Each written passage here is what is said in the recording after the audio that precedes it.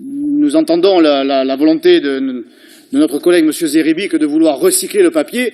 Malheureusement, nous attendions son intervention dans les locaux, dans les bureaux que nous occupons depuis notre élection, les bureaux qu'il occupait jusqu'alors. Et des bureaux qui étaient occupés par des dizaines de kilos de papier, et nous avons attendu que M. Zeribi vienne les récupérer pour procéder à ce recyclage, et nous avons été obligés, en raison de sa non-venue, eh bien, de nous en séparer. Voilà. Donc, il y avait là matière à mettre en application son souhait de recyclage, mais il n'est pas venu. Voilà.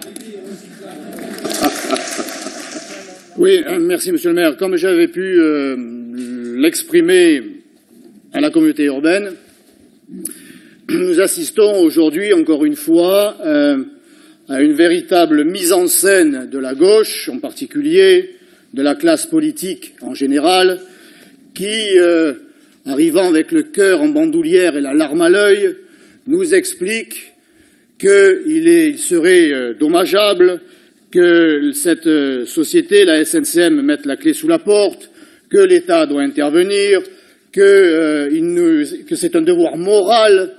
Entendre parler de moralité venant des bancs du Parti socialiste, c'est même quelque chose de piquant, que ce serait une catastrophe économique et sociale pour la ville de Marseille. Bien entendu, nous sommes tous d'accord sur ce constat, mais je rappelle que si nous en sommes là, que si des centaines de familles sont sous le joug ou sous la menace de licenciement et d'une catastrophe sociale et économique, c'est parce qu'il y a eu des décisions politiques et syndicales qui nous amènent aujourd'hui à être préoccupés. Les décisions politiques veulent que ce n'est plus l'État français qui décide. Nous n'avons plus les manettes. Nous sommes aux ordres de Bruxelles. C'est Bruxelles qui nous interdit d'intervenir pour sauver cette société, la SNCM. C'est Bruxelles qui permet à Corsica Ferries de pratiquer le dumping social avec l'embauche d'employés étrangers payés à bas coût.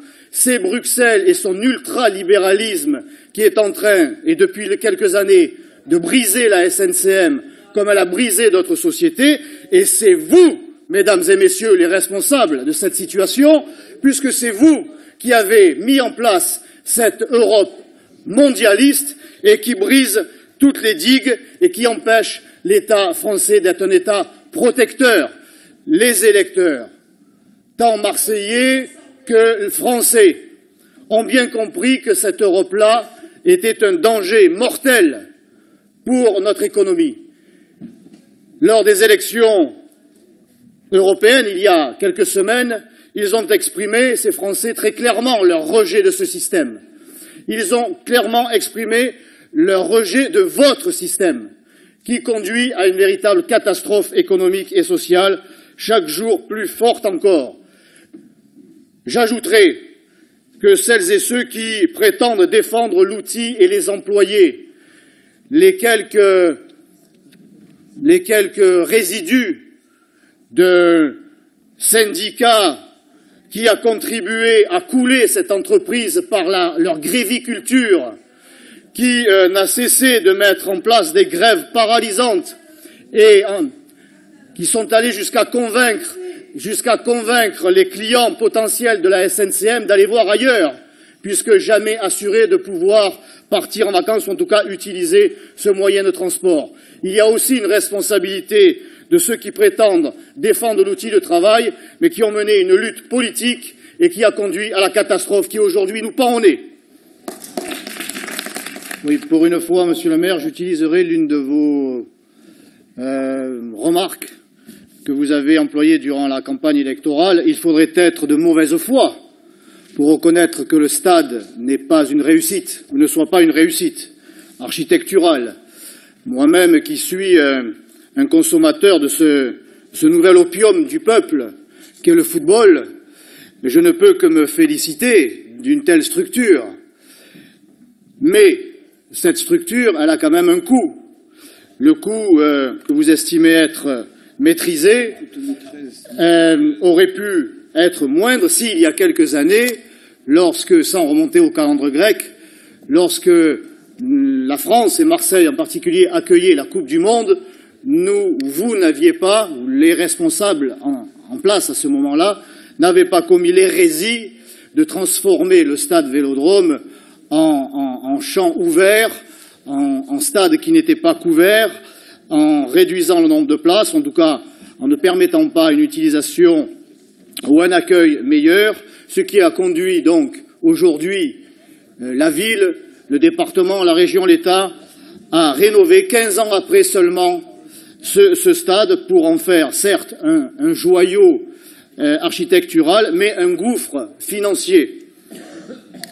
Je ne peux que me féliciter, nous ne pouvons que nous féliciter d'observer que vous vous rangez à ce que nous avons demandé, et nous avons été les premiers à le faire durant la campagne électorale, à savoir que l'Olympique de Marseille paie ce qu'il doit dans cette affaire en versant les 8, 9, 10 millions d'euros qui reviennent à la ville après avoir bénéficié pendant trop longtemps d'une quasi-gratuité. Donc nous avons été les premiers à le demander. Nous sommes très satisfaits de constater que vous nous suivez sur ce dossier. Non, ce n'est pas l'inverse. Non, non, si vous remontez il y a quelques mois en arrière, nous avons été les premiers à le faire. Donc, vous nous dites qu'aujourd'hui, le modeste loyer, le dérisoire loyer, l'aumône de l'Olympique de Marseille n'est plus acceptable. Nous espérons que vous aurez plus de combativité, ou en tout cas de succès dans votre démarche de bras de fer que vous allez entamer, que vous avez déjà entamé avec l'Olympique de Marseille, que vous n'en avez eu avec le gouvernement au sujet des rythmes scolaires sur lesquels nous reviendrons à la fin de ce conseil municipal, parce que vous nous aviez promis que vous ne céderiez pas sur les rythmes scolaires. Vous nous promettez aujourd'hui, vous nous affirmez aujourd'hui que la situation avec l'Olympique de Marseille est inacceptable.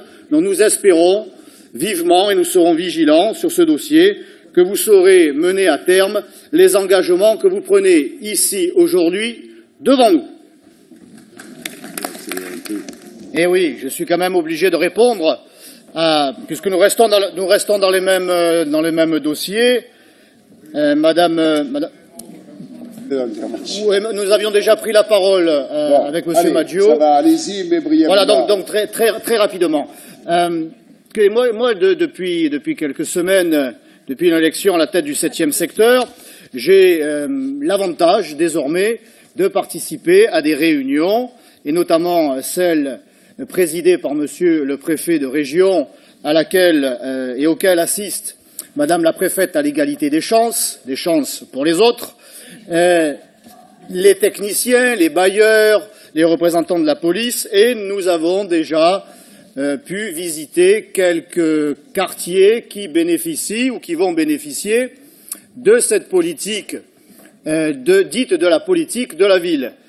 Et nous étions, moi je ne veux pas trahir la confidentialité de ces réunions, mais j'ai pu découvrir, et j'en ai été agréablement surpris, des prises de position de la part des représentants de l'État, avec des discours, des constats. J'ai pu observer qu'enfin, ils étaient dans la réalité. Ils dressaient des bilans, ils constataient qu'il y avait certaines actions qui étaient en dehors du champ républicain.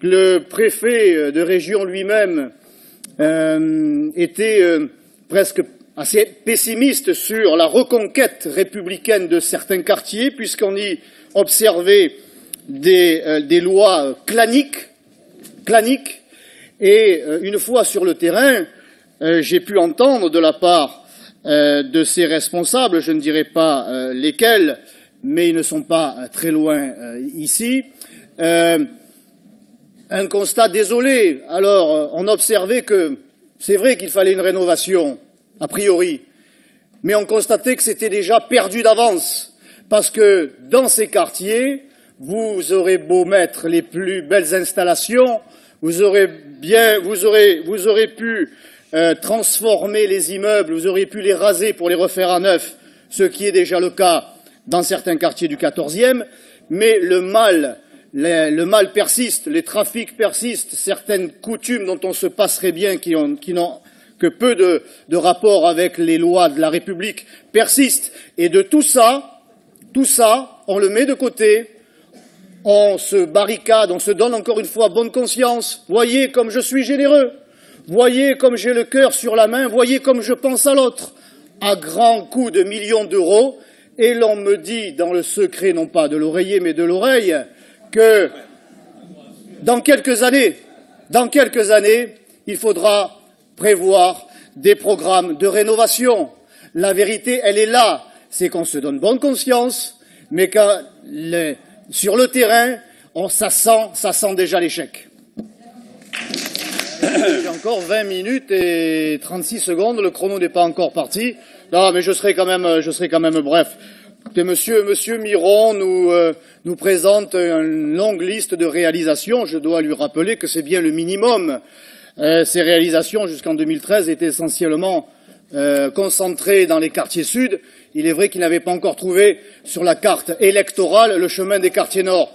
Alors, nos équipements dans le 13-14 sont nombreux, mais ils sont dans un état de délabrement avancé.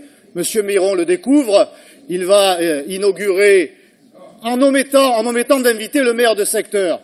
Il faudrait quand même qu'il adopte une attitude un petit peu plus républicaine. Ça ne lui fera pas de mal. Alors moi, il se targue de réaliser plein de choses, se prenant manifestement pour un super-héros.